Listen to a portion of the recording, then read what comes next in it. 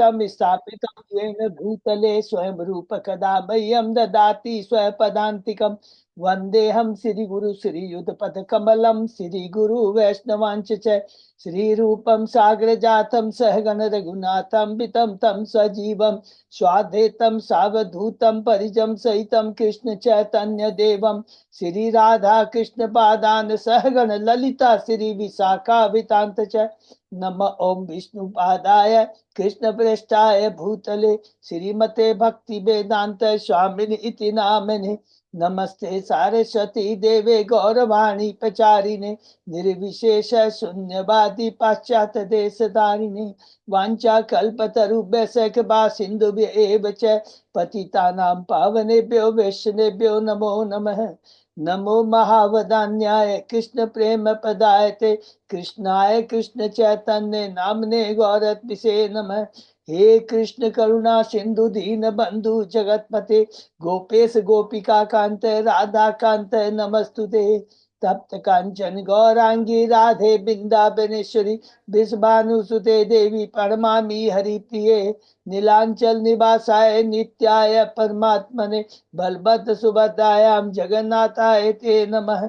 जय श्री कृष्ण चैतन्य प्रभु नित्यानंद श्री अद्वैत गदाधर श्रीवासादि गौर भक्त बिंद मुखम करोति वाचालम पंगुलंगे गिम यत्किपातभं वंदे श्री गुरुम दीनतारिणम परमानंद माधवम श्री चैतन्य ईश्वरम।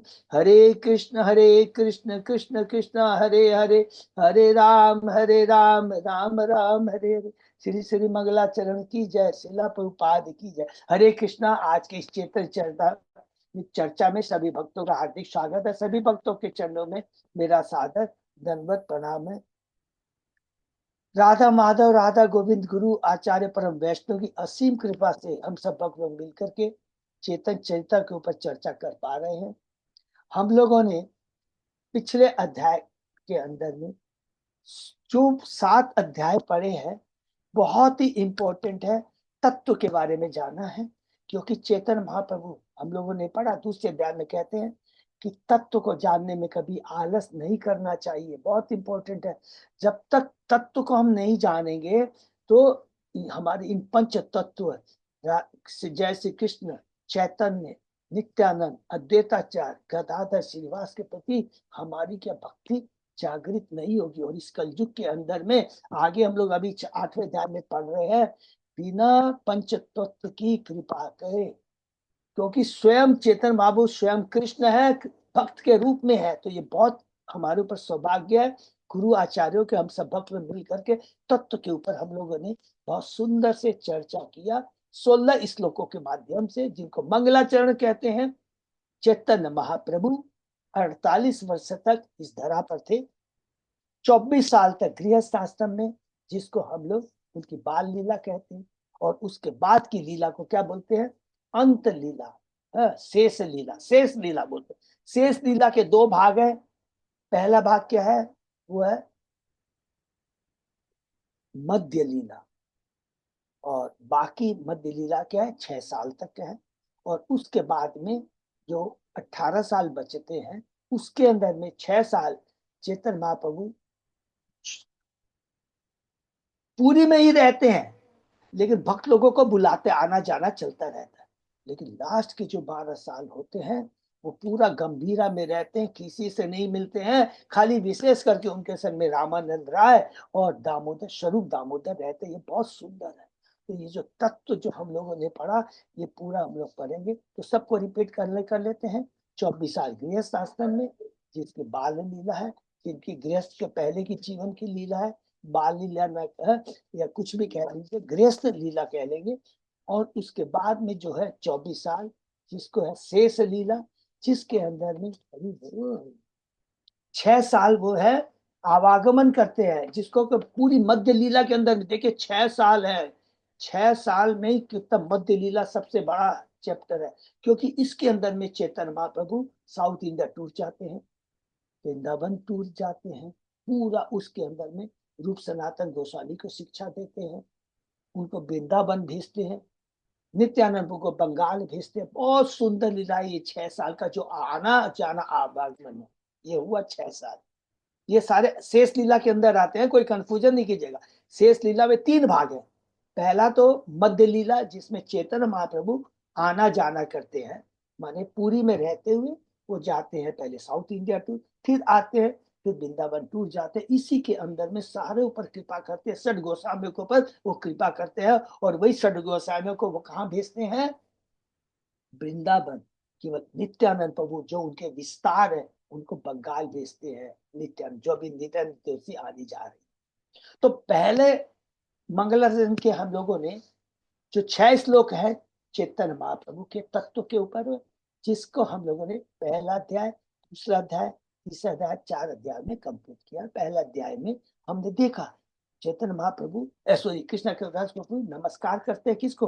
गुरु को, भक्त को, ईश्वर को, भगवान के अवतार को, भगवान के अंश को, भगवान के प्रकाश को, भगवान की शक्तियों को। और इसके अंदर में हम लोगों ने देखा कि जो तत्व क्या है, कितना इंपॉर्टेंट, तो क्यों तत्व इतना इंपॉर्टेंट है? लिखा है कि कृष्ण गुरु भक्त शक्ति अवतार प्रकाश, कृष्ण यही 6 रूपये कौरन विस्तार। अर्थात ये जो गुरु है, भक्त है, शक्ति अवतार है, सब भगवान कृष्ण के अंदर ही निहित है।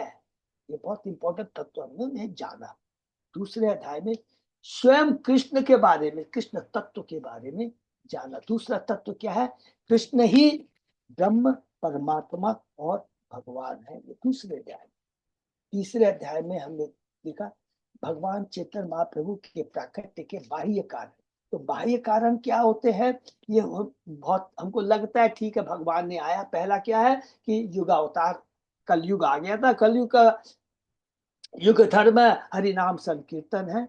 और दूसरा ये जो हम लोगों ने चैप्टर 7 में पढ़ा कि जो कृष्ण प्रेम है, चैतन्य महाप्रभु ने द्वापर युग में आए थे, उसका आस्वादन किया, लेकिन विस्तरण ने वितरित नहीं किया, डिस्ट्रीब्यूशन नहीं किया, लॉक करके रखा था। उस कृष्ण प्रेम को देने के लिए आए। ये बहुत शब्द को याद रखना, कृष्ण प्रेम देने आए। ये नहीं कि पापों से मुक्त करने के लिए, धर्म की स्थापना करने के लिए, असुरों का वध करने के लिए नहीं। जो सर्वोच्च जीवन का लक्ष्य कृष्ण प्रेम देने के लिए आया, तो दूसरा था। और तीसरा भक्त अवतार और अद्वैताचार्य ने ओंकार की थी, ये हमने पढ़ा चौथे अध्याय में। भगवान के प्रकृति के अंतरंग कारण बहुत ही ये दिव्य है, जिस पूरा तत्व जिसमें है कि बताते हैं वास्तविक कारण। वास्तविक कारण क्या था? भगवान की भक्ति, राधा रानी की भक्ति कैसी है? राधा रानी की भक्ति कैसी है? मेरे में ऐसा क्या है जिसके प्रति राधा रानी आकर्षित होती है, और मेरी भक्ति करके राधा रानी को क्या आनंद मिलता है? तो भक्ति एक होती है ऐश्वर्य भक्ति, और एक होती है प्रेम भक्ति। आप पूरी भागवतम सब कुछ जगह चेक कर देख लीजिए, भगवान को अपने ऐश्वर्य की भक्ति के प्रति आनंद नहीं आता है, उनको प्रेमा भक्ति में। तो हम देखेंगे कि प्रेम भक्ति इतनी शक्तिशाली होती है जिसके सामने ऐश्वर्य शक्ति सरेंडर कर जाती है। ये बहुत इंपॉर्टेंट है, ये याद रखेंगे। ये चीज स्पेशली हम लोगों ने दामोदर लीला में पढ़ा है। एक कभी तो लगता लीला करे आनंद आ रहा है, लेकिन जब देखेंगे एक एक चीज को ध्यान से पढ़ेंगे, उदाहरण के लिए दामोदर लीला में जब भगवान श्री कृष्ण को बांध देती है यशोदा माँ, उस समय बलराम जी वहां पर नहीं थे। लेकिन जब बलराम जी वापस आते हैं तो बहुत देखते कि कृष्ण को बांध दिया गया, तो हुंकार करते हैं किसकी ताकत है कि उसको बांध दिया, मैं ब्रह्मांड का सृष्टि करता हूं, ये स्वयं कृष्ण है, बहुत चिल्लाते हैं। लेकिन जैसे ही यशोदा माँ के पास में जाते हैं, पता लगता है यशोदा माँ ने बांधा है, सारी उनकी टाई टाई फिस हो जाती है, क्योंकि वो दिव्य बाल्य प्रेम है, मातृत्व का प्रेम है, जिसके सामने, उस दिव्य प्रेम के सामने बलराम जी भी सरेंडर कर जाते हैं, ठंडे हो जाते हैं। कहते हैं अगर और किसी ने बांधा होता तो मैं किसी की ताकत नहीं, लेकिन माँ ने तुझे बांधा, मैं कुछ नहीं कर सकता। बल्कि कृष्ण के ऊपर गुस्सा करते हैं, तेरे को कितनी बार खाता, तू माखन चोरी मत कर। तो ये बहुत सुंदर चीज है। ये है चैतन्य महाप्रभु के प्राकट्य के अंतरंग कारण। ये हुआ चैतन्य महाप्रभु। और उसके बाद में हमने पढ़ा दूसरा तत्व है नित्यानंद तत्व। नित्यानंद तत्व ये कौन है? ये स्वयं भगवान है। कोई अवतार भूल से नहीं बोल दीजिएगा, नित्यानंद स्वयं भगवान है, कृष्ण है सेव्य भगवान, और नित्यानंद है सेवक भगवान। ये सेवा को ग्रहण करते हैं, और सेवा को ग्रहण इसलिए करते हैं हम बद्ध जीवों को बताने के लिए कि आदि गुरु है ये, वो बताते हैं कि कृष्ण की सेवा कैसे की जाए। इसलिए बिना गुरु के हम कृष्ण को प्राप्त नहीं कर सकते। ये दूसरा तत्व है, ये हमने 5वें अध्याय में पूरा डिटेल में पढ़ा। वैसे हम लोग को मालूम है, ये पहला हमने पढ़ा कि सब विस्तार है, दूसरा वो 5 रूप में अपने को विस्तार करते हैं। कौन? नित्यानंद प्रभु, महाशंकर्षण, उनसे आते हैं महाविष्णु अर्थात कांडोदक्षा विष्णु, कांडोदक्ष से गर्भोदक्ष विष्णु, गर्भोदक्ष से क्षीरोदय विष्णु। ये तो हो गए कि ये हमारे को ये सृष्टि का काम करते हैं। और अनंत शेष नाग, शेष अनंत शेष, शेष का मतलब क्या हो गया कि यही लास्ट नित्यानंद प्रभु का विस्तार है, अनंत शेष। और अनंत मीन्स सारे ब्रह्मांड करोड़ों से सरसों दाने के समान उनके ऊपर धारण करते हैं, वो धारण करके रखते हैं, एक ब्रह्मांड को नहीं, असंख्य करोड़ों ब्रह्मांड को। ये है तत्व, नित्यानंद तत्व। लीला करते अरे बहुत साधन, लेकिन देखिए कितना बड़ा तत्व। 6वां में अध्याय में हमने पढ़ा अद्वैताचार्य तत्व। क्या पढ़ा? स्वयं वो भगवान के अवतार हैं। कौन? वही कर्णोदक्षाय विष्णु जो सृष्टि करते हैं, अब अवतार के रूप में आए हैं। और उनका भाव क्या है? दास्य भाव है। ये बहुत इंपॉर्टेंट है। देखिए कृष्ण ये विष्णु तत्व होते हुए भी, नित्यानंद प्रभु विष्णु तत्व होते भी, भाव इनका क्या है? सेवा का भाव है।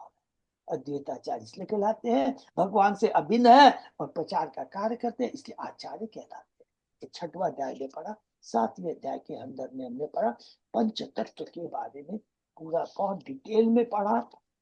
भगवान चैतन्य भक्त रूप है, चैतन्य अद्वैताचार्य भक्त स्वरूप है, अद्वैताचार्य अवतार है, श्रीवास भक्त है, और गदाधर शक्ति है।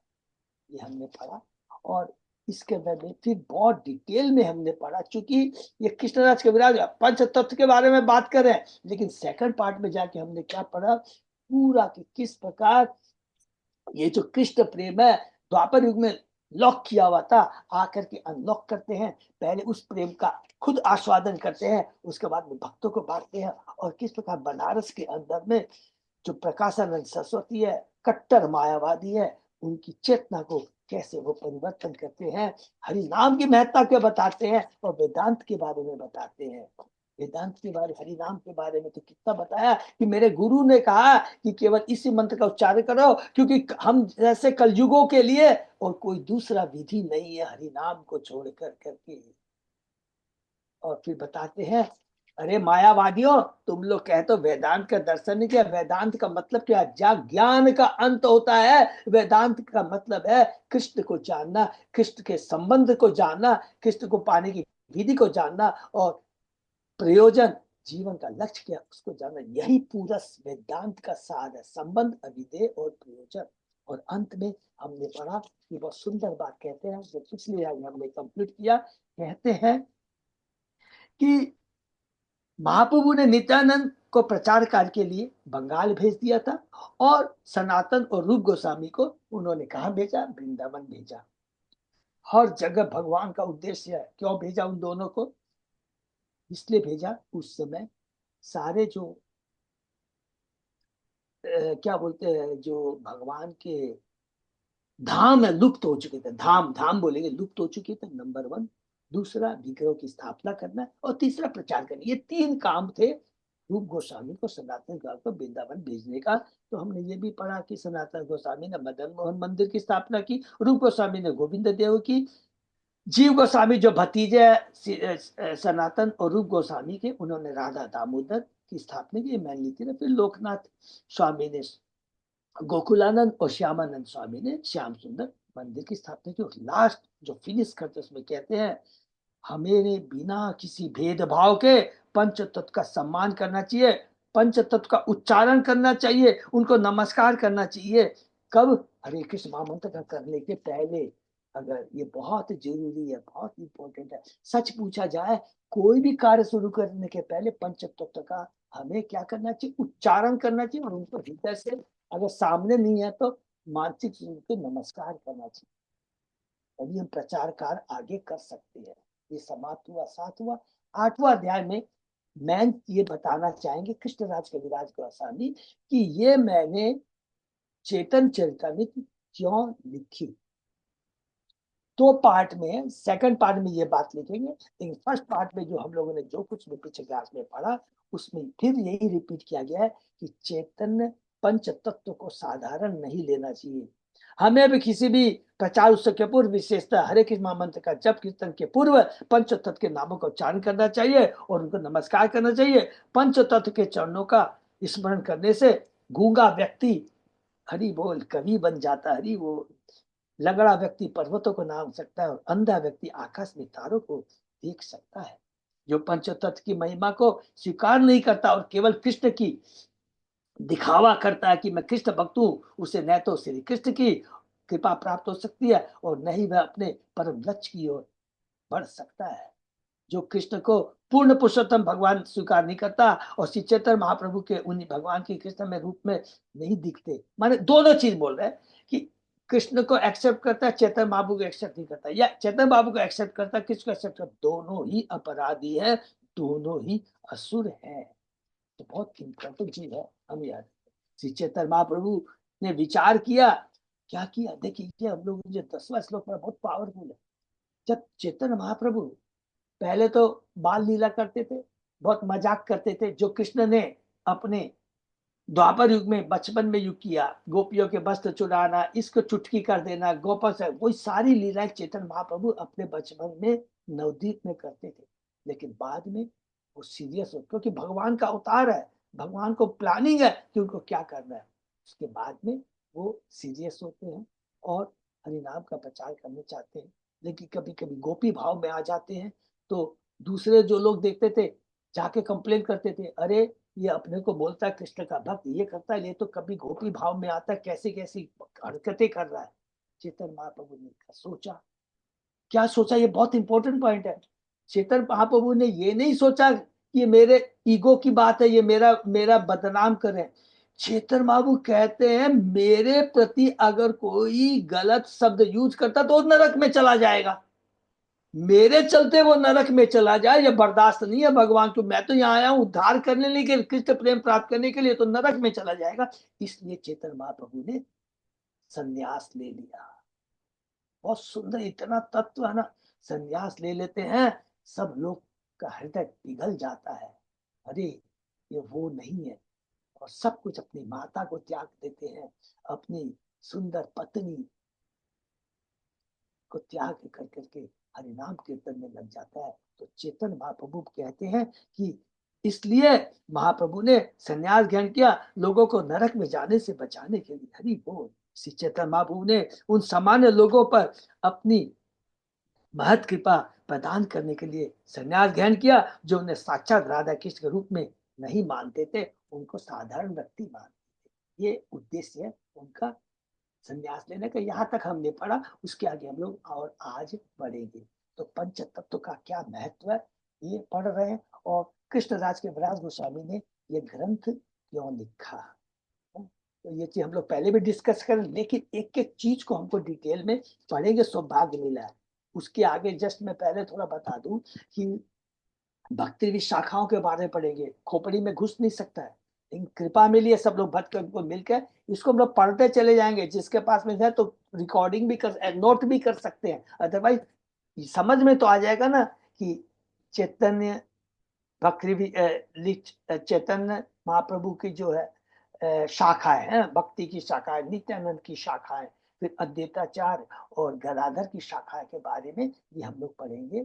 9, 10, 11, 12, 4 अध्याय में। इसको बहुत फास्ट जाएंगे, और जहां जहाँ प्रभुपाद का तात्पर्य, क्योंकि ये जस्ट इंफॉर्मेटिव है लेकिन बहुत जरूरी। तो हम लोग आगे बढ़ते हैं अभी। आज 8वां अध्याय की चेतन कृष्ण कविराज गोस्वामी के इस ग्रंथ को लिखने का मेन उद्देश्य कारण क्या, ठीक है ना। ओम नमो भगवते वासुदेवाय, ओम नमो भगवते वासुदेवाय। ओम नमो भगवते वासुदेवाय। आदि लीला अध्याय 8 श्लोक नंबर 13। बहुत बहुत धन्यवाद अच्युत अजय दास। अतएव पुण्य कहो उधर बाहु हुआ, चैतन्य निता न भजक तर्क छाड़िया। इसलिए मैं अपनी भुजाएं उठाकर फिर कहता हूँ कि हे मित्रों, झूठे तर्कों को छोड़कर श्री चैतन्य तथा नित्यानंद की पूजा करो। क्योंकि यदि कोई व्यक्ति कृष्ण भक्ति करता है किंतु कृष्ण चैतन्य तथा नित्य प्रभु को नहीं समझता, तो वह अपना समय व्यर्थ गवाएगा, नरक में जाएगा, असुर कहलाएगा। इसलिए कृष्णदास कविराज गोस्वामी हर एक से प्रार्थना करते हैं कि वे श्री चैतन्य महाप्रभु तथा नित्यानंद और पंच तत्व की पूजा करे। वे हर एक को विश्वास दिलाते हैं कि जो भी व्यक्ति ऐसा करेगा वह कृष्ण भावना में अवश्य सफल होगा। ठीक है, क्योंकि स्वयं भगवान है चैतन्य महाप्रभु।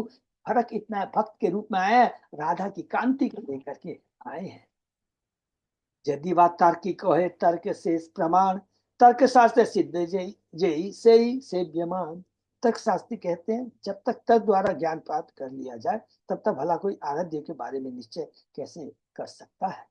श्री कृष्ण चैतन्य दया कर विचार, विचार करी तो चित्त पावे चमत्कार। हरि बोल।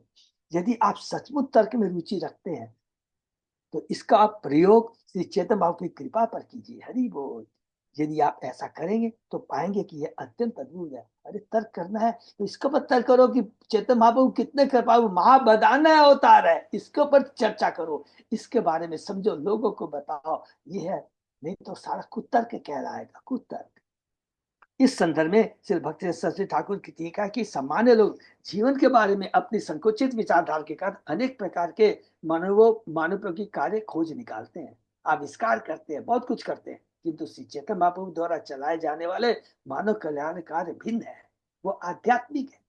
उन तर्क शास्त्रियों के लिए जो तर्क समझ सत्य तथ्य को ही स्वीकार करना चाहते हैं, यह भी एक तथ्य है कि तर्क के बिना सत्य को स्वीकार करने का प्रश्न ही नहीं उठता। दुर्भाग्यवश जब ऐसे तर्क शास्त्री श्री चैतन्य की कृपा के बिना ऐसे मार्ग पर प्रवृत्त होते हैं तो वे तर्क के स्तर पर ही रह जाते हैं और आध्यात्मिक जीवन में प्रगति नहीं कर पाते। क्योंकि यदि कोई तर्क शास्त्री इतना बुद्धिमान होता कि अपने तर्कों का प्रयोग मूल आध्यात्मिक सार को सूक्ष्म रूप से समझने के लिए करता है तो उस समझ में आ जाएगा कि भौतिक तर्क से प्राप्त खोखले ज्ञान से वह उन परम सत्य को नहीं जान सकता जो अपूर्ण इंद्रियों की पहुंच के परे है। अरे हम लोगों की तो अपूर्ण इंद्रिय है, अपूर्ण इंद्रिय के माध्यम से उस परम भगवान के बारे में आध्यात्मिक ज्ञान कैसे प्राप्त कर सकता है, कैसे प्राप्त कर सकता है? केवल कृपा के माध्यम से। अभी हम लोगों ने पिछले क्लास में पढ़ा था ना, साधन सिद्ध, नित्य सिद्ध और कृपा सिद्ध होते हैं। जो सब साधन के द्वारा सिद्धि प्राप्त करते हैं, जो नित्य सिद्ध होते हैं, जो संपूर्ण भगवान को ही समर्पित है, और कृपा सिद्ध है, मेरे में योग्यता नहीं है, बुद्धि नहीं है, केवल कृपा प्राप्त कीजिए, गुरु की सेवा कीजिए, आचार्यों की सेवा कीजिए, उनकी कृपा प्राप्त कर लीजिए। ये सबसे सरल मार्ग है, ये बहुत इंपॉर्टेंट चीज है। इसलिए महाभारत में कहा गया अचिंत या खलु ये भावा न तर्केण योजयेत।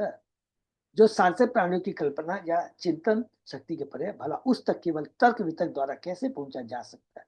तर्क की आध्यात्मिक शक्ति बहुत कम होती है और आध्यात्मिक ज्ञान में इसका प्रयोग करने पर वह सदैव अपूर्ण रहती।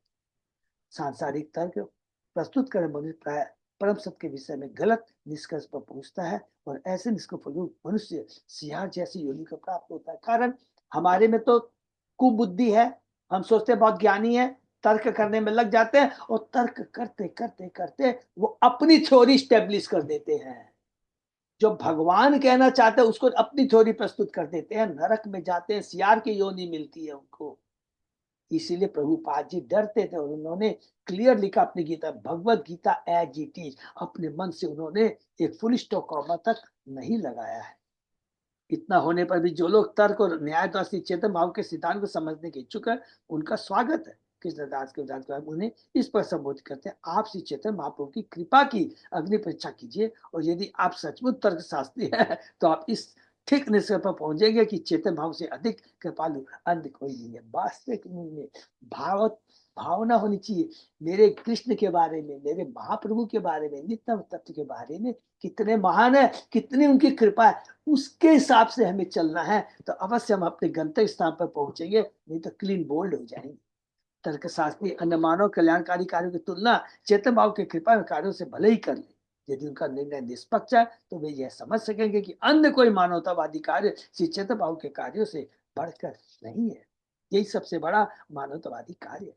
प्रत्येक व्यक्ति शरीर के आधार पर जन कल्याण के कार्यों में लगा हुआ है। मानव सेवा माधव सेवा इसी में लगा हुआ है। किंतु भगवद गीता से हमें पता चलता है अंतवंत इमे देहा नित्य योक्ता शरीर है। भौतिक शरीर आखिर नष्ट होने वाला है। हम बोलते मानव सेवा माधव सेवा, अरे मानव सेवा माने शरीर की सेवा, क्या भगवान की सेवा हो गई? भौतिक शरीर आखिर नष्ट होने वाला है, जबकि आत्मा शाश्वत है। श्री चैतन्य महाप्रभु के परोपकारी कार्य शाश्वत आत्मा के संबंध में की जाते हैं, किंतु यदि कोई शरीर को लाभ पहुंचाना चाहता है तो वह नष्ट हो जाएगा और मनुष्य को अपने वर्तमान कार्य का दूसरा शरीर ग्रहण करना पड़ेगा। बहुत इंपॉर्टेंट बात है ये।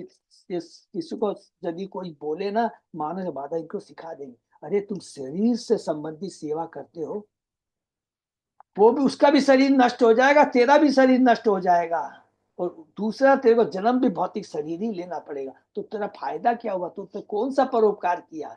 तो वास्तविक परोपकार है आध्यात्मिक परोपकार, भगवान के बारे में बताना, अपने बारे में जानना, और भगवान से हमारा क्या संबंध है उसके बारे में हमें जानना। अतः जो व्यक्ति देहांतर के इस विज्ञान को नहीं समझता और शरीर को ही सर्वोपरि मानता है, उसकी बुद्धि अधिक उन्नत नहीं होती। श्री चैतन्य महाप्रभु ने शरीर की आवश्यकताओं की उपेक्षा किए बिना आध्यात्मिक गति प्रदान की, जिससे मानवता का शुद्धिकरण हो सके, आत्मा का कल्याण हो सके।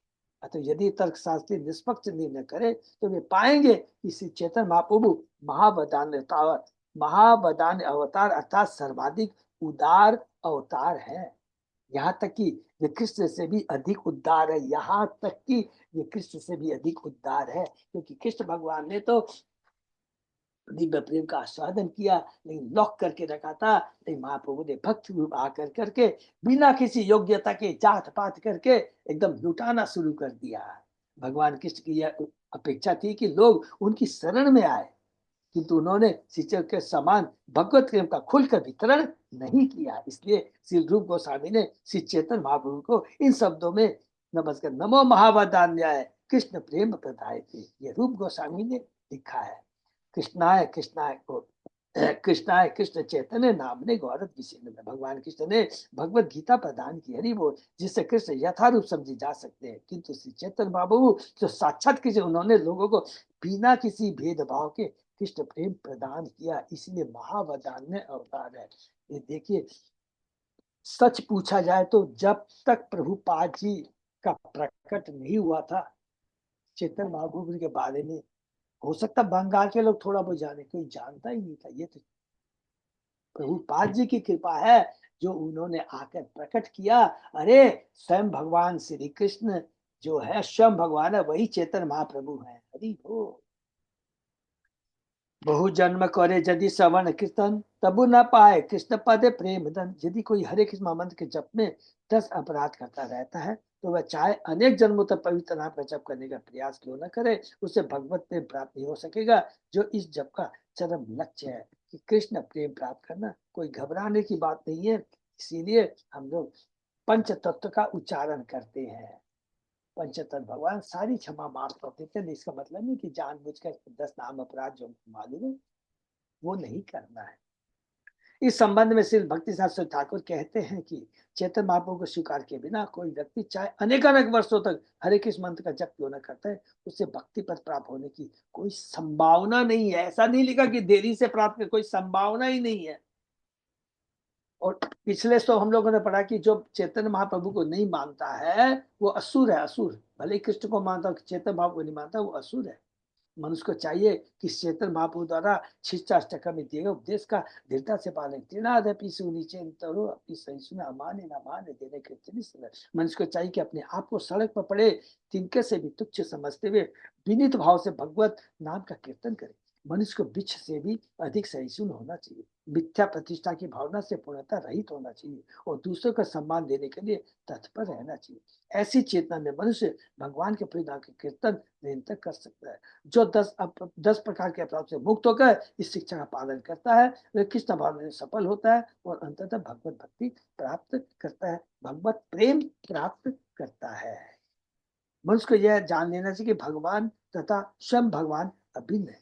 पवित्र नाम के कीर्तन में अपराध जो बिना इस निष्कर्ष तक नहीं पहुंचा जा सकता। हम अपनी भौतिक दृष्टि के अनुसार नाम तथा वस्तु में अंतर देखते हैं, किंतु आध्यात्मिक जगत में परम तत्व सदैव पूर्ण होता है। परम तत्व के नाम बहुत इंपॉर्टेंट है। नाम रूप गुण लीलाएं स्वयं परम तत्व के समान होते हैं। नाम भगवान की लीला गुण और भगवान में कोई अंतर नहीं है। इससे यदि कोई अपने आप को पवित्र नाम का नित्य दास मानता है और इसी भाव से पवित्र नाम का कीर्तन सारे संसार में करता है तो उसे भगवान का नित्य दास माना जाता है। तो पवित्र नाम का नित्य दास मानता है, खुद कीर्तन करता है और उसका वितरण सारे संसार में करता है। सेवा भाव बहुत इंपॉर्टेंट है। बुक डिस्ट्रीब्यूशन बहुत जरूरी है, बहुत ही जरूरी है। जो इस भाव से अपराध होकर कीर्तन करता है वह निश्चय समझ सकता है कि भगवान का पवित्र नाम तथा भगवान अभिन्न है। पवित्र नाम का संग करना और पवित्रता का कीर्तन करना भगवान से प्रत्यक्ष संग करने के बराबर है। हरि बोल। भक्ति शास्त्र में स्पष्ट कहा गया, सेवन मुको ही जीवाद स्वयं स्फुरति। जब मनुष्य पवित्र नाम की सेवा में लगता है तो पवित्र नाम प्रकट होता है। विनीत भाव में ऐसी सेवा जीव से आरंभ होती है। सेवा मुको ही जीवा दो। मनुष्य को चाहिए कि अपनी जीव को पवित्र नाम की सेवा में लगाए। हमारा कृष्ण आंदोलन इसी सिद्धांत पर आधारित है। हम कृष्ण आंदोलन के सारे सदस्यों को पवित्र नाम की सेवा में लगाने का प्रयत्न करते हैं। पवित्र नाम तथा कृष्ण अभिन्न है, इसलिए कृष्ण भाव में आंदोलन के अनुयायी न केवल निरपराध भाव से भगवान के पवित्र नाम का कीर्तन करते हैं, अब तो अपनी जीवों को ऐसी कोई वस्तु में नहीं ऐसी वस्तु नहीं खाने देते जो पहले पुरुष भगवान को अर्पित न हुई हो। इसलिए भगवान कहते हैं पत्तम पुष्पम फलम तोयम यो में भक्ता प्रयच्छति। यदि कोई प्रेम तथा भक्ति पर मुझे एक पत्ती फूल फल या जल अर्पित करता है तो मैं उसे स्वीकार करता हूँ, क्योंकि इसका कारण है भगवान तो सद ऐश्वर्य से युक्त है। उनको कोई चीज की दरकार नहीं है। केवल वो किसके भूखे हैं? प्रेम के भूखे हैं, भाव के भूखे हैं। इसीलिए कहते हैं जो ऐश्वर्य मैं भक्ति भगवान को आनंद नहीं कर। भगवान बोलते मेरे को तो सब कुछ मालूम है, मैं ही तो सब कुछ करता हूँ सब कुछ। लेकिन जब प्रेम की भक्ति जब हम करते हैं साक्ष्य भाव में, दास्य भाव में, माधुर्य रस में, वात्सल्य रस में, तो भगवान उसके अधीन हो जाते हैं, अपनी भगवता को भूल जाते हैं। भाव बहुत इंपॉर्टेंट है। इसलिए अंतरराष्ट्रीय आंदोलन संघ के विश्व भर में अनेक मंदिर है और प्रत्येक मंदिर में भगवान को भोजन अर्पित किया जाता है। भगवान की इच्छा पूर्ति के लिए भक्त निरपराध भाव से भगवान के पवित्र नाम का कीर्तन करते हैं और वे ऐसी कोई वस्तु नहीं खाते जो पहले भगवान को अर्पित न की हो। भक्ति में जीव के कार्य है हरे के महामंत्र का उच्चारण करना और भगवान को अर्पित करना। तो जीव के दो काम है, भगवान के नाम का कीर्तन करना और भगवान को भोग लगा कर उनका प्रसाद ग्रहण करना। ज्ञानतः ज्ञानतः सुलभा मुक्ति भुक्ति जग आदि पुण्यतः श्रेयम साधन शास्त्र हरि भक्ति सुदुर्लभा। हरि बोल। हजारों शास्त्र हैं। दार्शनिक ज्ञान के अनुसरण से मनुष्य अपने आध्यात्मिक स्थिति को समझ सकता है और इससे मुक्ति पा सकता है। यज्ञ तथा पुण्य कर्मों को संपन्न करके मनुष्य उच्चतर ग्रह मंडल में इंद्र तृप्ति प्राप्त कर सकता है, किंतु भगवान की भक्ति में से इतनी दुर्लभ है कि ऐसे हजारों करके भी यह प्राप्त नहीं की जा सकती। कितना ही यज्ञ कर लीजिए, कितना ही आप ज्ञानी बन जाइए, कितने ही आप यज्ञ कर ले, कितने पुण्य काम कर ले, लोगों को खाना पिलाना, मंदिर हॉस्पिटल कॉलेज स्कूल कितना ही कार्य कर लीजिए, जब तक भक्ति में भगवान की नहीं करते, जो कि बहुत इजी है लेकिन कलयुग में है दुर्लभ। इजी और दुर्लभ का मतलब क्या? लोगों की इतनी मंद बुद्धि है, वो जानते केवल एक 16 मंत्र का 16 अक्षर का मंत्र करना है, बहुत सिंपल है, कोई योग्यता तक नहीं, फिर भी हम नहीं कर पाते हैं। प्रहलाद महाराज उपदेश देते हैं, हमने जो 7वें कैंटो में 5वें अध्याय के अंदर में पढ़ा था। किस किस को कहते हैं? एक तो अपने पिता को कहते हैं और फिर अपने गुरु को कहते हैं, संड अमर। मतिन कृष्णे परत शतो वा मितो अभिपद्यते गृहभृतानाम न एषा मति उत, तावत उक्रम उक्रम अधिग्रम इस प्रयति अनर्थ अपगमो यदर्थ सॉरी ऐसे पढ़ते हैं न एषाम मति तावत उक्रम अंग्रिग्रम स्पृश्यति अनर्थ अपगमो यदर्थ महीयशाम पारजो अभिषेकम निष्किंचनानाम न वृणीत यावत। इन श्लोक की आपस में चर्चा की जानी चाहिए। इसका तात्पर्य है कि औपचारिक वैदिक कर्मकांड करने से किसी को कृष्ण भक्ति प्राप्त नहीं हो सकती, केवल कर्मकांड। मनुष्य को शुद्ध भक्त की शरण लेनी आवश्यक। नरोत्तम दास ठाकुर आगे लिखते, छाड़िया वैष्णव सेवा निस्तार पाए से केवा। शुद्ध वैष्णव की सेवा किए बिना भला किसकी उन्नति हुई है। यह प्रहलाद महाराज का कथन है कि जब तक शुद्ध वैष्णव की चरण धूलि स्वीकार नहीं की जाती तब तक भक्ति प्राप्त करने की कोई संभावना नहीं है। यही रहस्य है, यही भक्ति का रहस्य है। हरि बोल। उपर्युक्त तंत्र वचन जो कि भक्ति शास्त्र से उदित है, इस संबंध में हमारा आदर्श मार्गदर्शक है। कृष्ण जोदी छूटे भक्त, जोदी छूटे भक्ते भुक्ति मुक्ति दिया, कबू प्रेम भक्ति ना देने राखे ने लुकाइया। हरि बोल। यदि भक्त भगवान से भौतिक नित्य मुक्ति चाहता है तो कृष्ण उसे तुरंत दे देते हैं, कि तो शुद्ध भक्ति को वो छिपा करके रखते हैं। ये बहुत इंपॉर्टेंट है, इसको याद करना, मेमोराइज करना है। राजन पति गुरु अलम भवतान यदुनाम देवम प्रिकुलपति क्वच किंकरो अस्तु एवमंग भगवान भजता मुकुंदो मुक्ति ददाति कहिचित समान भक्ति योगम। महर्षि नारद ने कहा, युधिष्ठिर महाराज को कहते हैं, हे महाराज युधिष्ठिर, पूर्ण पुरुषोत्तम भगवान कृष्ण आपकी सहायता के लिए सदैव तत्पर रहते हैं। वे आपके स्वामी, गुरु, ईश्वर, प्रिय मित्र तथा आपके परिवार के मुखिया हैं। फिर भी वे कभी कभी आपके दास या याज्ञिक पल्लव का कार्य करना स्वीकार कर लेते हैं। आप अत्यंत भाग्यशाली हैं, क्योंकि यह संबंध केवल भक्ति योग द्वारा ही संभव हो पाता है। भगवान मुक्ति तो सरलता से दे देते हैं, किंतु किसी को भक्ति योग आसानी से नहीं प्रदान करते, क्योंकि वे उस प्रक्रिया से भक्त के साथ बन जाते हैं। केवल गुरु के माध्यम से ये चीज संभव है। और सेम जी कैंटो 1 में हमने पढ़ा था, भीष्म पांचों पांडव के कहते हैं, अरे ये जो खड़ा है ना, मुस्कुरा रहा है कृष्ण, ये स्वयं भगवान है, जो कि तुम्हारे वेलविषय के रूप में, संदेश वाहक के रूप में सारथी के रूप में तुम्हारा काम किया है। ये स्वयं भगवान है। यह श्लोक श्रीमद् भागवत से लिया गया। सुखदेव गोस्वामी ने ऋषभदेव के चित्त का वर्णन करते हुए भक्ति तथा मुक्ति में अंतर बनाने के इस श्लोक को कहा था। यह द्वैत पांडवों के संबंधों के कारण ही कभी कृष्ण उनके स्वामी की तरह कार्य करते थे, कभी उनके सलाहकार, कभी मित्र, कभी परिवार के मुखिया और कभी उनके सेवक की तरह ही कार्य करते थे। एक बार कृष्ण युधिष्ठिर द्वारा शांति समझौते के विषय में लिखा गया पत्र दुर्योधन के पास के लेके गए थे। इसी प्रकार वे अर्जुन के साथी भी बने थे। इससे स्पष्ट हो जाता है कि भक्ति योग में पूर्ण पुरुषोत्तम भगवान और भक्त के बीच एक संबंध स्थापित हो जाता है। भगवान ये नहीं देखता अरे मैं भगवान, भगवान ऐश्वर्य को भूल जाते हैं, और जो भगवान को बार बार ऐश्वर्य के बारे में दिलाता है उनको गुस्सा है, अरे मेरे को ये सब नहीं है। वो प्रेम चाहिए उनको। इसीलिए वो, यही अंतरंग कारण कि राधा रानी की भक्ति कैसी है, मेरी भक्ति करके उसको क्या आनंद आता है, तो उसके लिए मुझे भी भक्त बन के आना पड़ेगा। इसलिए वो भक्त बन के आते हैं। और क्या लिखा है, यह संबंध दास से साक्ष्य बास्य माधुर्य रस के रूप में स्थापित होता है, न कि विष्णु लोक में जो ऐश्वर्य का जो भाव है उससे भगवान प्रसन्न नहीं होते। यदि भक्त मात्र मुक्ति चाहता है तो पुरुष भक्त उससे यह सहज ही दे देते हैं। जैसे विलंगर ठाकुर ने पुष्टि किया, मुक्ति से मुकुलांजलि सेवते असमान। भक्त के लिए मुक्ति उतनी महत्वपूर्ण नहीं है, क्योंकि वह तो किसी भी रूप में सेवा करेंगे, सदैव द्वार पर प्रतीक्षा करती रहती है। हरि बोल। भुक्ति मुक्ति तो भक्ति की दासी है। अतएव कृष्ण को वृंदावन वासु के आश्रम से आकृष्ट होना चाहिए, क्योंकि वे कृष्ण के साथ एक संबंध बनाए रहते हैं। वहां की भूमि, जल, गाय, वृक्ष तथा पुष्प शांत रस में कृष्ण की सेवा करते हैं। किसके सेवक दास्य भाव में, और किसके गोप मित्र साके भाव में उनकी सेवा करता है। उसी प्रकार ज्येष्ठ गोपियां तथा गोप कृष्ण की सेवा माता पिता चाचा तथा अन्य संबंधी वात्सल्य भाव में तथा तरुण गोपियां माधुर्य रस में करती है। बहुत इंपॉर्टेंट है ये चीज, प्रभुपाद जी तात्पर्य में बताते हैं।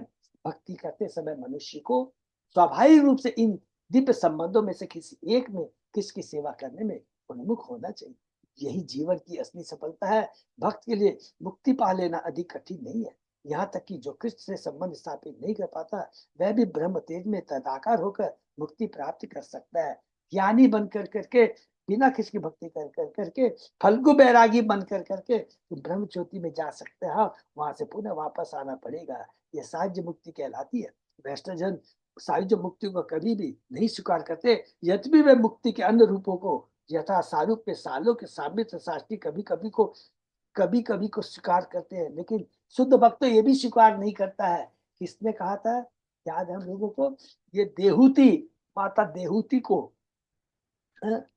शायद हाजियस भगवान कपिल कहते हैं भक्त स्वीकार नहीं करते हैं। और भी दो जगह, एक जगह हुआ है, किंतु शुद्ध भक्त, अभी हम लोग रिसेंटली पढ़ा, शायद भक्त प्रहलाद महाराज वाले उसमें पढ़ा है, किंतु शुद्ध भक्त किसी प्रकार की भक्ति स्वीकार नहीं करता। वह तो दिव्य संबंध में कृष्ण की सेवा ही करना चाहता है। यह आध्यात्मिक जीवन की पूर्ण अवस्था है। तभी हमारी भक्ति आदि जीवन, ये बहुत मनुष्य जीवन पूर्णता प्राप्त कर सकता है। मायावादी दास ने ब्रह्म तेज में समा जाना चाहते हैं, जबकि भक्तगण मुक्ति के इस पक्ष को सदैव अवहेलना करते हैं। प्रबोधन सरस्वती ने इसको नरक के बराबर कहा है। प्रबोधन सरस्वती ने इस प्रकार की मुक्ति जो केवल स्वरूप से एक होना कहलाती है, उसके उसमें कहा केवल्य नरकाय थे, हरि बोल, माने नरक के समान है। परमेश्वर एक होना नरक जाने के समान ही है। इसलिए मायावादी दर्शन जो ब्रह्म से एकाकार होता है, भक्त के लिए नरक तुल्य है, वह उसे कभी स्वीकार नहीं करता। मायावादी दार्शनिक यह नहीं जानते कि यदि वे ब्रह्म तेज में समा भी जाए तो भी इससे उन्हें आखिरी विश्राम नहीं मिलेगा, क्योंकि आत्मा सक्रिय है। आत्मा किया बिना, कुछ न कुछ किए बिना नहीं रह सकती है। आत्मा कभी भी ब्रह्म तेज में निष्क्रिय नहीं रह सकता। हरि बोल।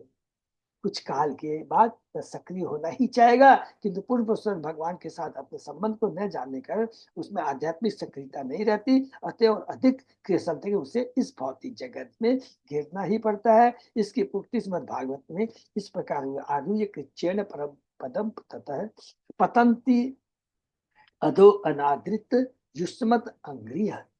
चूंकि मायावादी दार्शनिक को भगवान की दिव्य सेवा के विषय में कोई जानकारी नहीं होती, अतः भौतिक कार्यकलापों से मुक्ति पाने और ब्रह्म तेज में समा जाने के बाद भी उन्हें इस भौतिक जगत में अस्पताल स्कूल खोदने अथवा इसी तरह के लोक प्रयोग कार्य करने के लिए फिर से आना पड़ता है। तो यहाँ पर बोलने का मतलब है कि हम लोगों ने गीता में भगवान ने कहा कि जो लोग ब्रह्म ज्योति में विलीन होते हैं, उसके कुछ समय के बाद में जब इस भौतिक जगत में आते हैं तो उनको अच्छी पोस्ट मिलती है, हमारे भौतिक दृष्टि से अच्छी पोस्ट मिलती है। परोपकारी का बड़े बड़े स्कूल कॉलेज, मैंने खूब धनवान घर में मिलता है और सारा उनको अपॉर्चुनिटी, बड़े विद्वान होते हैं, ज्ञानी होते हैं, लेकिन जब तक उसको कृष्ण की सेवा में नहीं लगाते तो फिर वही जन्म मृत्यु जरादी का चक्कर चलता रहेगा। हेनो प्रेम श्री चेतन दिला यथा तथा जगाई मघाई पर्यंत अन्य का कथा। हरि वो श्री चेतन महाप्रभु ने इस किसके प्रेम को देखिए, कितना इंपॉर्टेंट श्लोक है। अरे ये नहीं कोई योग्यता, किसको दिया है, जगाई मगाई तक को दिया है। पूरा डिटेल में पढ़ते हैं फिर हम लोग। जगाई मगाई, वो इतने पाप करते थे, वो ब्राह्मण थे दोनों, और उन्होंने पुराण वगैरह सब पढ़ा था। वो शास्त्र जानते क्यों पढ़ते थे, आचार्यों ने लिखा है, वो देखना चाहते कि कितने प्रकार के नरक होते हैं, कितने ज्यादा से ज्यादा कुकार्य हो सकते हैं, और वही कार्य वो करते थे, इसलिए वो पढ़ते थे शास्त्र। इतनी उनकी कुबुद्धि थी, उसका भी चैतन्य महाप्रभु ने, गीता प्रभु ने उद्धार किया। सिंचय बाबू ने इस कृत्य को यत तत सर्वत्र, यहाँ तक कि जगह मगाई जैसे सर्वाधि पतितों को भी मुह मुक्त हस्त होकर प्रदान किया है। तो भला उन सब के विषय में क्या कहा जाए जो पहले से ही पवित्र तथा उन्नत है। तो सोचिए, जो भक्ति कर रहा है, साधारण भक्ति कर रहा है, नाम कर रहा है, तो उसको तो कृष्ण की कृपा मिलनी मिलनी है। जब जगाई बगाई जैसे लोगों को, असुरों को, नास्तिकों को, हाँ, भगवान की कृपा मिल सकती है। मानव समाज के लिए श्री चैतन्य महाप्रभु द्वारा दी गई भेंटों तथा अन्यों की भेंटों में अंतर यह है कि तथाकथित परोपकारी और मानवीय कार्यकर्ताओं ने मानव समाज को शरीर से कुछ राहत दी है, जबकि चैतन्य महाप्रभु भगवत प्रेम द्वारा भगवत धाम वापस जाने के सर्वश्रेष्ठ साधन प्रदान करते। हरि बोल। ये इन दोनों भेंटों की तुलना की जाए तो जो व्यक्ति थोड़ा सा भी गंभीर होगा वह श्री चैतन्य महाप्रभु को ही सर्वाधिक श्रेय प्रदान करेगा। इसलिए कविराज गोस्वामी ने इस आशय के साथ ही कहा, श्री कृष्ण चैतन्य दया कर विचार विचार कर चित्त भावे चमत्कार। हरि बोल। यदि आप तर्क में समुचित सचमुच रुचि रखते हैं और तो कृपा उसका प्रयोग श्री चैतन्य बाबू की कृपा पर कीजिए कि उनकी कितनी बड़ी कृपा है, बाकी सब तुम भूल जाओ कि देखो उन्होंने जगाई मगाई का उद्धार किया। चेतन चेतन आदि लीला में हम लोगों 8वें अध्याय का 15 श्री नोतदा कहते हैं, दीनहीन जोत चिल्लो हरि नामे उदारी लो तार साक्षी जगाई मगाई। जगाई थकमाई दोनों भाई इस कलयुग के पापी लोगों के प्रतिनिधि है। वे समाज में अत्यंत उत्पात मचाने वाले व्यक्ति थे, क्योंकि वे क्या क्या थे देखिए, मांस भक्षक, शराबी, स्त्री लंपट, धूर्त तथा चोर थे। फिर भी चैतन्य महाप्रभु ने उनका उद्धार किया। तो फिर गंभीर पवित्र भक्त तथा विवेकवान व्यक्ति के विषय में क्या कहें। भगवद गीता भी पुष्टि करते हैं, किम पुण्य ब्राह्मण पुण्या भक्त राजर्षि तथा, कि ब्राह्मण तुल्य सुयोग्य भक्तों और राष्ट्रियों के लिए तो कहना ही क्या। जो भी व्यक्ति शुद्ध भक्त की संगति से कृष्ण भाव में हो जाता है वह भगवद धाम जाने का पात्र बन जाता है। भगवद गीता में भगवान घोषणा करते हैं, बहुत सुंदर श्लोक, माम ही पाठ में पाश्चित्य ये अपिशु पाप योजना इष्ट वैश्य तथा शुद्ध ते भी जानती परांगति। ये 90 जाएगा ये तो 30 31 32 तीनों बहुत बहुत जबरदस्त है। ये अपनी सुदुराचारो मोहम्मद भाव बहुत सुंदर है। ये भज्जी की माने जस्ट जगाई बाई के ऊपर है, जो जघन्य से जघन्य भी कार्य करता है उसको साधु माने। ये दुराचारो मंगन थे ठीक से उच्चारण नहीं। हे पितापु, जो मेरी शरण में आते हैं वे भले ही निम्न कुल में जन्मे हो, स्त्री वैश्य सुधिक जो ना वे परम गति को प्राप्त करते। श्री चैतन्य महाप्रभु ने जगाई तथा मगाई नामक दो पतित भाइयों का उद्धार किया, किंतु आज के समय पूरी दुनिया जगाई तथा मगाई अर्थात व्यभिचारियों, मांस भंजकों, जुआरियों, चोरों और अन्य से भरी। हरि बोल। ये देखिए, ये फिर से याद करिए वो क्या श्लोक है ना, इससे जरूरी एक चीज, ये अपीसु दुराचारो भस्ते मामन्य भाकर साधु रे विषय मंतव्य सम्यक व्यवस्थित ही। हरि बोल। कि केवल जिसने मान लिया कि कृष्ण ही सर्वोपरि है बस उतना ही काफी है, उतना ही काफी है। अगर उससे कोई गलतियां भी हो जाए तो उसको साधु ही समझना चाहिए, क्योंकि उसको ये ज्ञान हो गया कि कृष्ण ही परम है।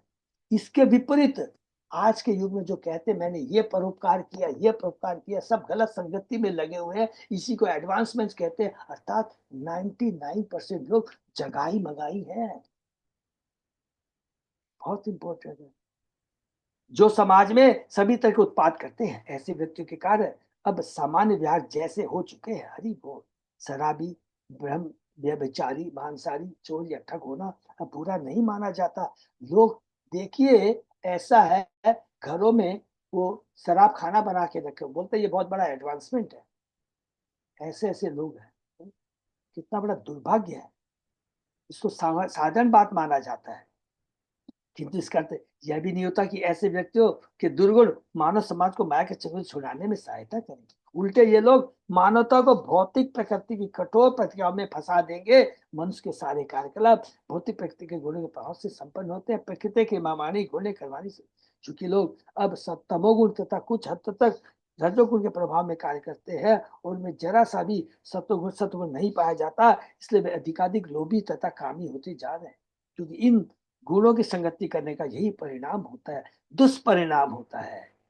तदा रजस मोह भावा काम काम लोभ उदय चाहिए। भौतिक प्रकृति के इन दो निम्न गुणों का सम करने से मनुष्य कामी तथा लोभी बन जाता है। रज तमो भाव, रज माने रजोगुण और तमोगुण करने से काम लोभ उदय होते हैं। बहुत सुंदर है।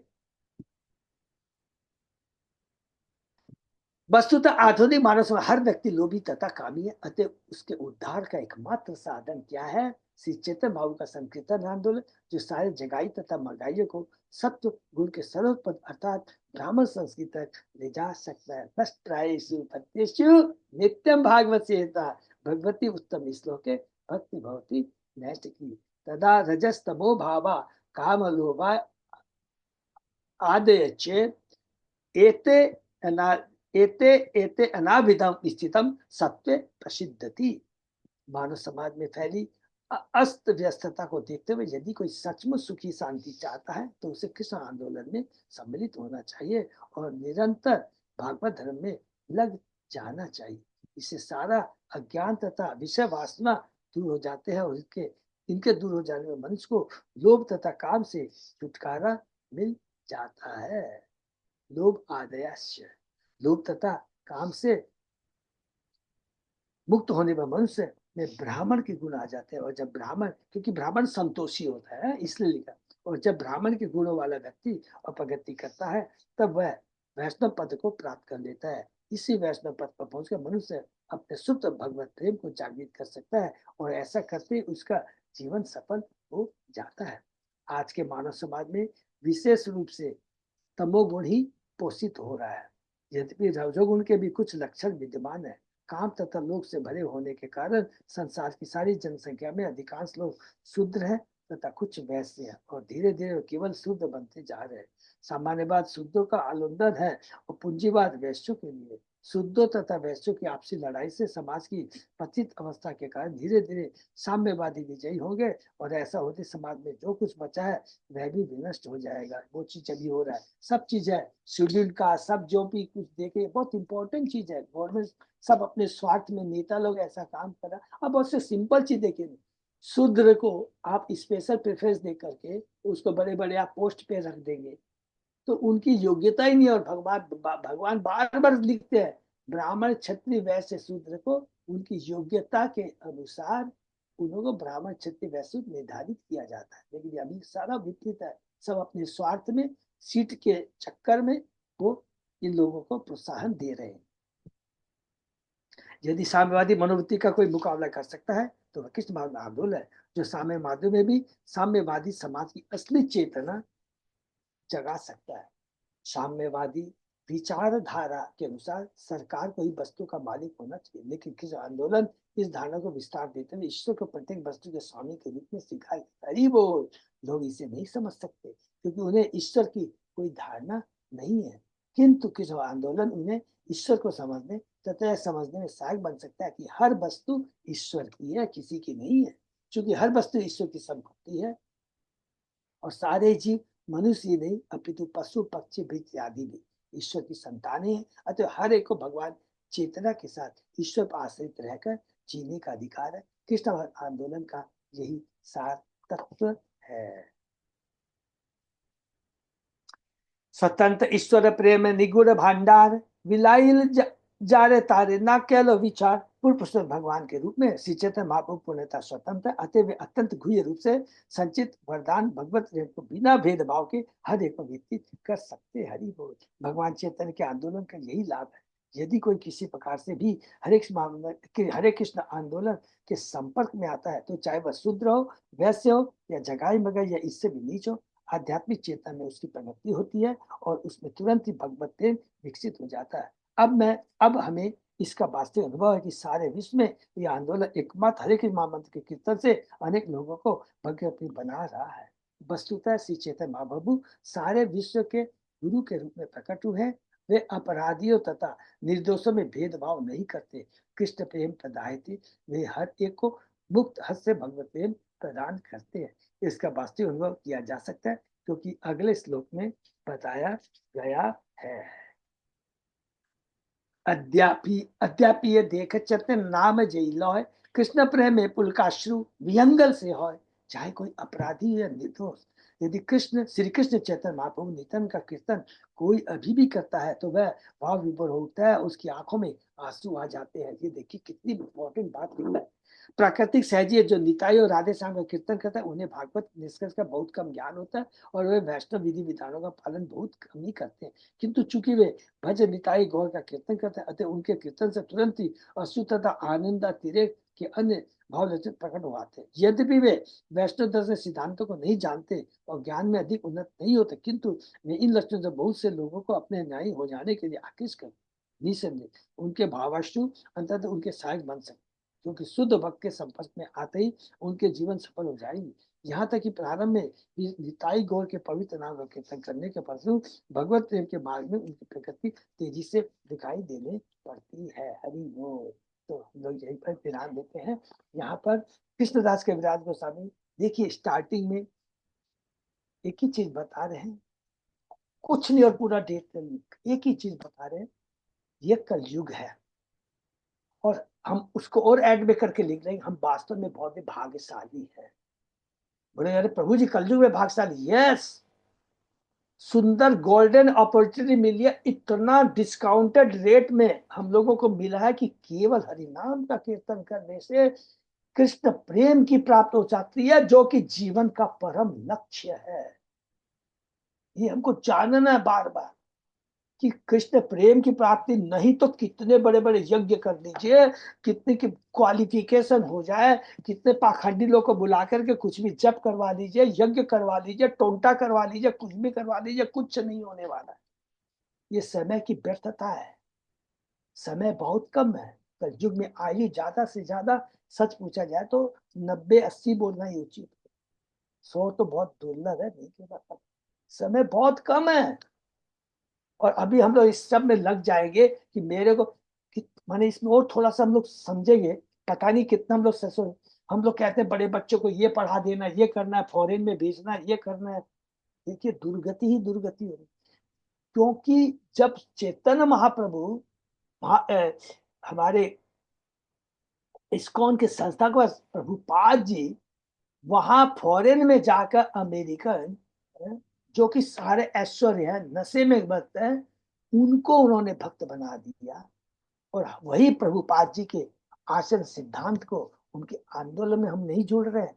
उन्होंने इन अंग्रेज गए थे हमारा धोती पहनना बुला दिए थे, लेकिन प्रभुपाद जी अमेरिका में जाके पुनः उनको धोती पहनना सिखा दी। देखिए कितनी बड़ी कृपा है, सोचिए। तो हमको इसी में जानना है, सब कुछ यही है। बचपन से जितना हमसे संभव हो सकता है अपने बच्चों को उनके करके कितना, अभी देखिए अच्युत जैसा हन्नी आती है, कभी भी प्रोग्राम उसको लेके आते हैं, उसमें कितना मैं बड़ा चीज स्टडी करते रहता हूँ, देखता रहता हूँ। ये है जीवन का अभी से ही। अगर एज हो जाएगी ना उसके बाद में आपकी बात नहीं सुनेंगे, कोई बच्चा नहीं सुनेगा। ये हमारी गलती है, बचपन से ही कच्ची मट्टी है, उनको संस्कार में डाल दीजिए, फिर कुछ नहीं करना पड़ेगा। फिर कोयले की खान में भी डाल देंगे तो उसको काली नहीं लगेगी। इसलिए बचपन से ही उसको संस्कार में लाना है, तो ये बहुत इंपॉर्टेंट, समझे कि? तो यही हमको प्रयत्न करना है। और देखिए जितना भी हो जाए, हम भगवान की कृपा है, हम सब एक दूसरे के लिए प्रार्थना करेंगे, क्योंकि ज्वाइंट एफर्ट इज मस्ट, नहीं तो कुछ नहीं कर पाए। तो इसी से हमको आगे। हरे कृष्णा। किसी का कोई प्रश्न तो पूछ सकते हैं, क्योंकि अभी लोग तत्व कंप्लीट करके आगे बढ़े, बड़ा आनंद आ रहा है कि ये बहुत इंपॉर्टेंट है। बाद में अभी हम लोगों को खाली लीलाएं लीलाएं बहुत सुंदर है, और इसीलिए देखिएगा जब तत्व को समझ गए ना, क्या क्या समझे हैं, और नित्यानंद इतने महान है, लीलाएं करते हैं, ऐसी लीलाएं करते हैं, लेकिन महान कितने हैं, पूरा ब्रह्मांड की सृष्टि वही करते हैं। शेष अनंत के रूप में, शेष के रूप में, पूरे अनंत के रूप में। अनंत क्यों कहते हैं कि इतने असंख्य ब्रह्मांड को अपने फन पर टिका के रखे हुए हैं। और एक एक ब्रह्मांड जिसमें हम लोगों ने पढ़ा है, एक एक ब्रह्मांड में 14-14 भुवन होते हैं, एक एक में अलग अलग ब्रह्मा है, अलग अलग मुख वाले ब्रह्मा है। वैसे सरसों के दाने के समान करोड़ों असंख्य ब्रह्मांड है, उसको धारण करते हैं नित्यानंद प्रभु, इतने महान है। तब तत्व को जानेंगे तो चैतन्य कृष्ण भगवान इतने महान है। नित्यानंद, नित्यानंद अद्वैताचार्य भगवान है, भगवान के अवतार है, लेकिन फिर भी सेवा भाव कैसा है अद्वैताचार्य का, नित्यानंद का सेवा भाव कैसा है। इसीलिए इनको गुरु कहा गया, आध्यात्मिक गुरु, कि इनके आचरण से हमको सीखना है। तो तो ये बहुत इंपॉर्टेंट है। तत्व को जान करके फिर उनके बारे में समझ में आएगा, जब ये इतने महान होकर के इतना सेवा भाव रखते तो हम कौन सी खेत की मूली है। ये बहुत इंपॉर्टेंट है, पूरी भागवतम में सेवा भाव बहुत इंपॉर्टेंट है, हमारा जीवन धन्य हो जाएगा। थोड़ा ज्ञान कम होगा चलेगा, कुछ नहीं है, प्रभुपाद जी ने इतनी मौका दे दिया है। आप मंदिर में जाइए, कुकिंग का काम कीजिए, गार्लैंड सेवा कीजिए, अलग अलग फेस्टिवल आते हैं उसमें अलग अलग सेवा कीजिए, जीवन धन्य हो जाएगा इसी के अंदर। ठीक है ना? हरे कृष्णा। ये पे विराम देते। अच्युत अजय प्रभु दास प्रभु, तो ये पे विराम देते, और तो कुछ है नहीं है। बाकी फिर कल मिलते हैं। बस खाली एक ही चीज है, आज भी याद दिला दो, कल भी याद रिपीट करेंगे कि जो मायापुर जाना चाहते हैं कृपा करके अपना नाम जरूर दे दें। और 1-2 दिन में फाइनल कर देते हैं। हाँ, तो उन सबको बोल करके है, और बाकी जो कल बात करते हैं। ठीक है, हरे कृष्ण। हरे कृष्ण से भक्तों का बहुत बहुत धन्यवाद। फिर आज का सेशन ये विराम करते हैं। कल सुबह 7 बजे। हरे कृष्णा, सादा दंडवत प्रणाम।